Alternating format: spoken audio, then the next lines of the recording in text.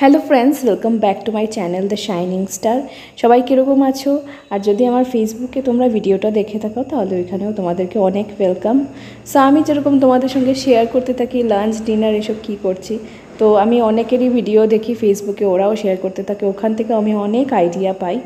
So আজকে বাজারে দেখতে পেলাম অনেকটা লিচি উঠেছে। অনেক দিন আগেও দেখেছিলাম, বাট ওই সময় তারপরেই ফ্লাড হয়ে গেছিলো, তারপরে ঘর থেকে বেরোনো অতটা হয়নি আর কেনাও হয়নি। তো আজকে যখন বাজারে গেলাম, লিচির দাম তো একদম আকাশ ছোঁয়া, বাপরে এত দাম লিচির! আর দেখেও না খুব একটা মানে লাল লাগছিল না যে ভালো হবেও কি না।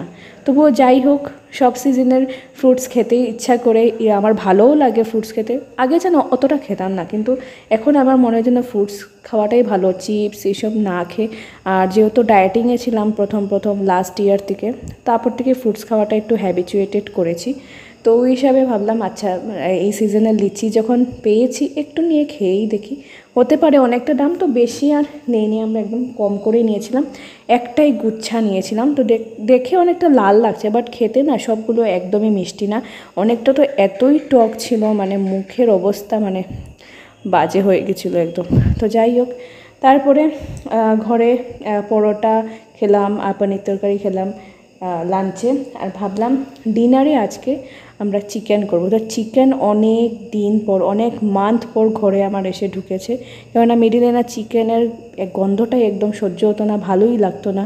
এই জন্য আমার হাজব্যান্ডও খেতো না। আমরা দুইজনই থাকি, তো একজন একটা কিছু না খেলে না আরেকজনের খাওয়া হয় না। তোমাদের ঘরে এরকম হয় না কি জানিও আমাকে।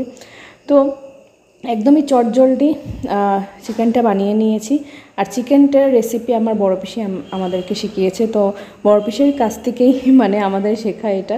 তো একদমই ম্যারিনেট করার সময় একদম নুন, হলুদ, জিরের গুঁড়ো, তারপরে লঙ্কা গুঁড়োও দিতে পারো, তারপরে তেজপাতা, সর্ষের তেল, আর সঙ্গে দিয়েছিলাম তোমার কোরিয়ান্ডার পাউডার, মানে ধনে গুঁড়ো দিয়ে ম্যারিনেট করে আলু, টমেটো যেটা তোমার ইচ্ছা করে দিতে। পরেরটা তো সেম রেসিপি, আর সম্বাসে কিছুই দিইনি, কেউ আলাদাভাবে আবার পেঁয়াজও দেয়, তো যার যেটা পছন্দ ওই হিসাবে।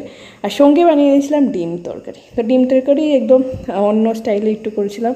তো মিক্সচার গ্রাইন্ডারে সব কিছু মশলা দিয়ে, দেখেইছো তোমরা কী কী মশলা দিয়েছি, দিয়ে পেঁয়াজ দিয়ে টমেটো দিয়ে একসঙ্গে মিক্সার গ্রাইন্ডার করে। তো এটা করলে কি হয়, খুবই থিক একটা মানে গ্রেভি টাইপ আসে। বাট রান্নাটা একটু খুব জলদি করলে কি হয়, ভালো থেকে মশলাটা কষানো হয় না, ওই জন্য কী হয় স্বাদটা ওই লেভেলের আসে না। তো ডিম কারি না একদমই ভালো লাগেনি।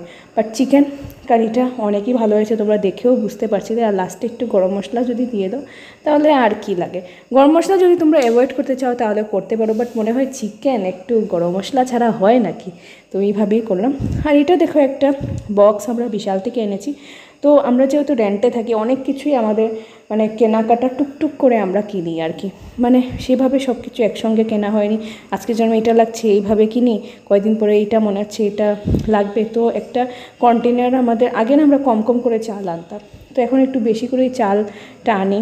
তো কেন দুজন মানুষ না, আর অনেক সময় চালটা মানে বেশি বস্তা টাইপ আনলে কী হয়, পোকা হয়ে যায় অনেক, আর পরে পোকা ছাড়িয়ে খাওয়াটা মানে অনেক ডিফিকাল্ট। তো আমরা কম করেই আনি, তো শেষ হলে আবার যেরকম হয়। তো এই কন্টেনারটা খুবই ভালো লেগেছে আমার, মানে বিশালে গিয়ে। তো খুবই সুন্দর, একদম এয়ারটাইটভাবে রাখতে পারবে জিনিসটাকে। আর তোমরা চাইলে, অনেক মশলা থাকে আমাদের ঘরে, এই টাইপের জিনিসও রাখতে পারবে। থাকে না বেসন, তারপরে অনেক ধরনের আমরা গুঁড়ো রাখি ঘরে, ওই টাইপের জিনিসও তোমরা রাখতে পারবে। তো আমি এটা স্পেশালি মানে চালের জন্য ইউজ করছি।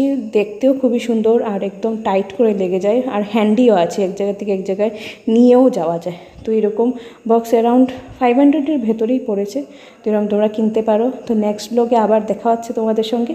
By, love you, take care.